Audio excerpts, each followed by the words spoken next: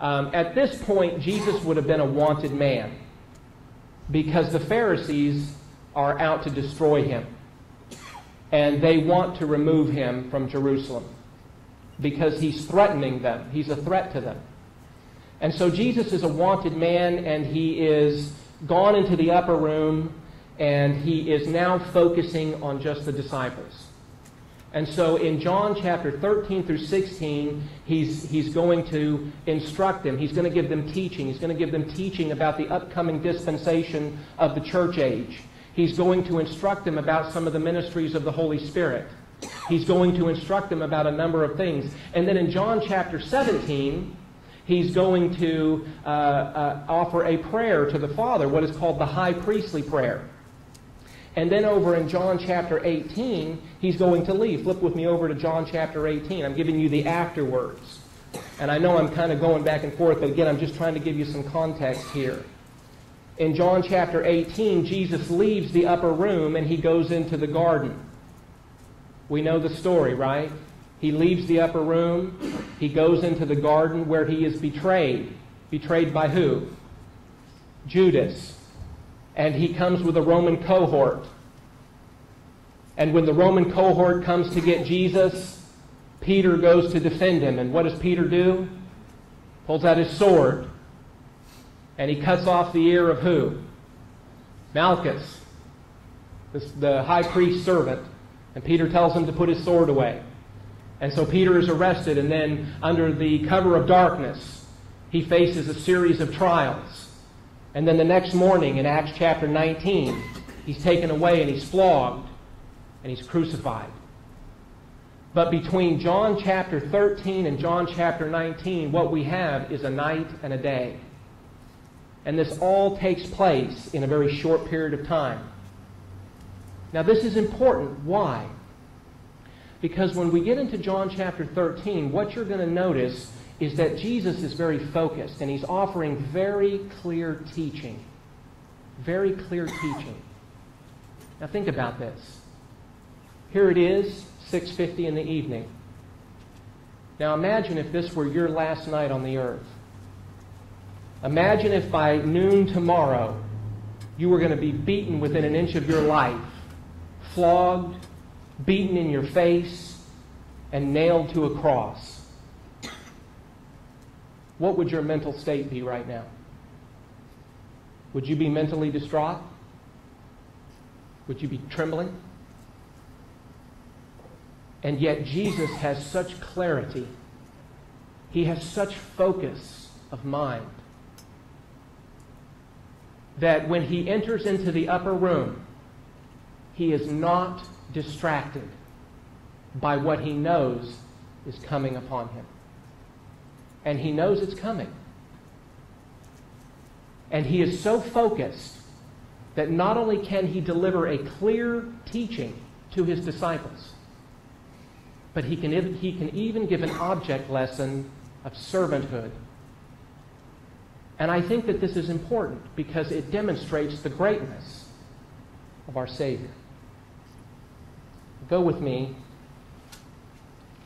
to John chapter 13, verse 1.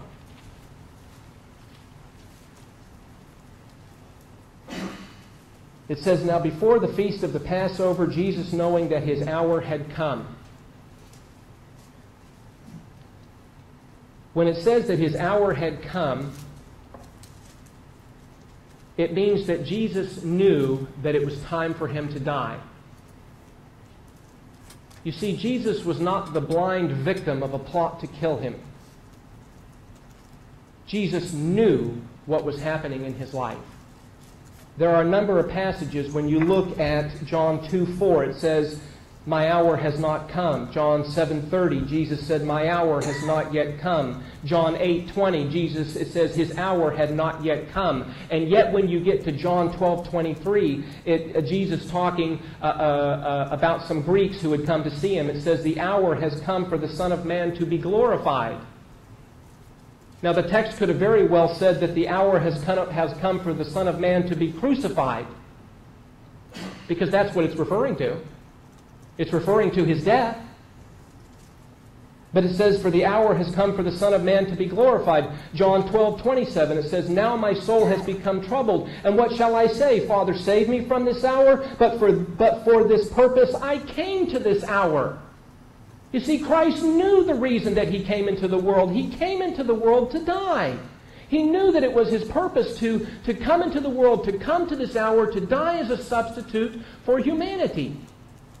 And He knew that His hour had come. And here in John 13:1, He says, Jesus knowing, John tells us, Jesus knowing that His hour had come.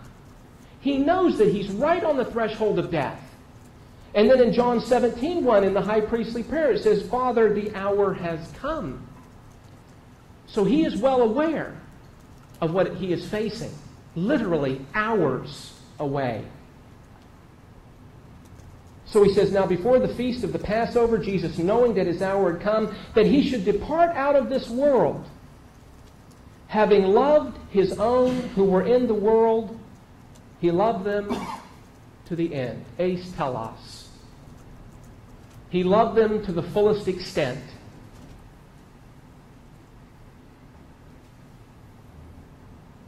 And when it says that He loved them to the fullest extent,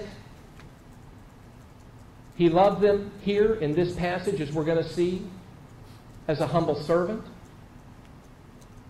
He's going to take off His clothes and He's going to don the garments of a servant, and He's going to stoop and He's going to wash their feet as a humble servant.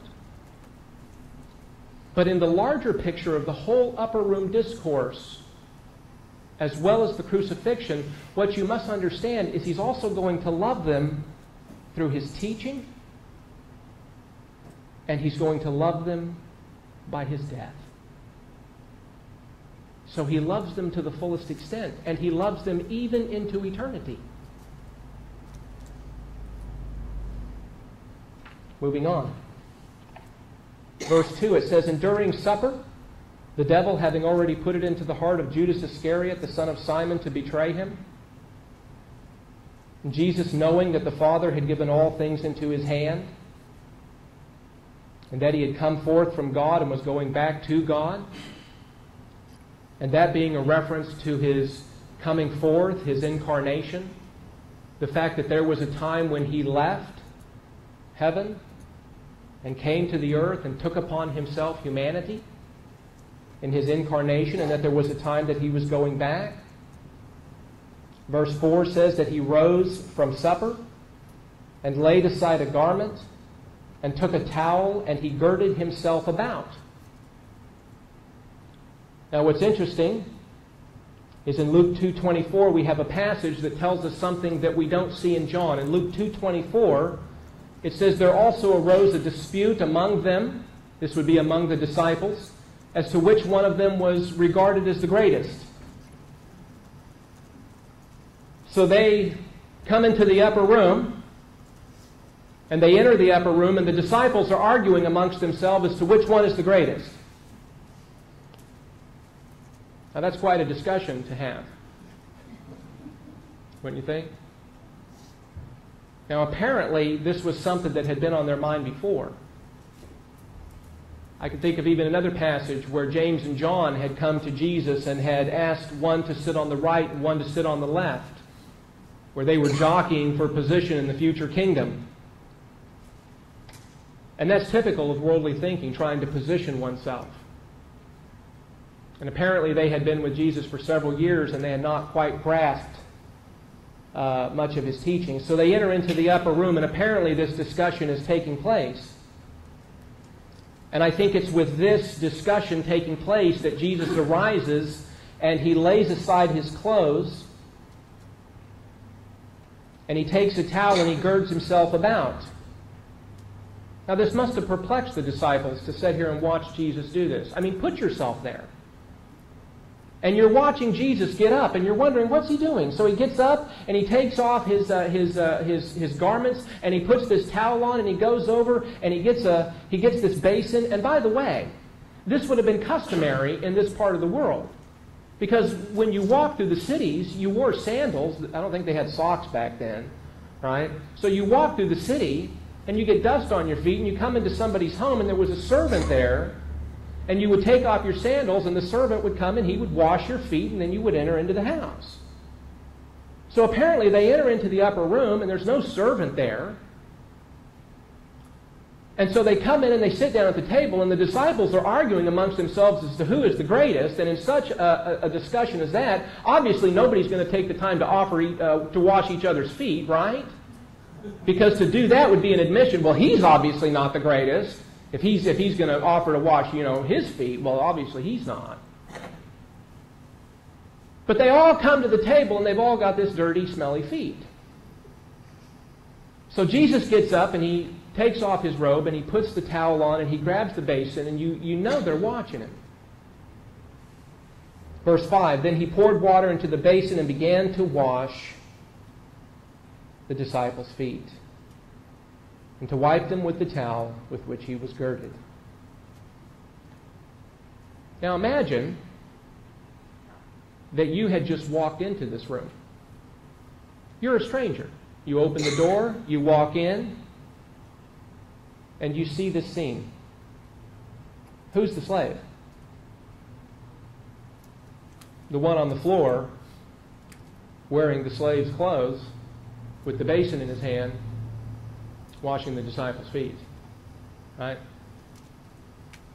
I mean, you walk in, you know what the picture is. It's pretty clear. And by the way, this would have taken time. When you think about it, you get down and you start washing somebody's feet, it's probably, 4 or 5 minutes to really sit down and wash somebody's feet. Because you got to take the sandal off, you got to put their foot in the water, and you got to get down there and, if Jesus is going to do it, he's going to do a good job. Right? So he's got to get down there between the toes, and he's going to wash their feet. He's going to do a good job. And he's going to dry them. He's going to put the sandal back on, and that takes time. An hour? And he's moving disciple to disciple to disciple, and he's moving in the direction of Peter.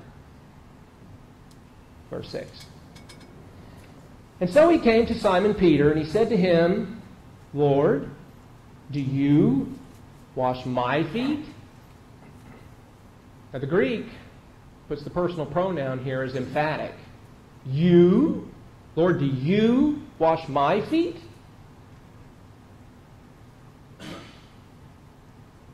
Verse 7, Jesus said to him, what I do you do not realize now, but you shall understand hereafter. And Peter said to him, never shall you wash my feet. Very strong. In the Greek, it's actually a double negative, ou me, very emphatic. Looks like this. Now the question is, why is Peter resistant? Now you can almost visualize this. Peter is watching the Lord come down the line. And I imagine Peter, he's sitting here and he's watching Jesus come down the line. And Peter is probably pulling his feet in more and more and more. And Jesus comes in front of him and he positions his bowl and he's there in front of Peter.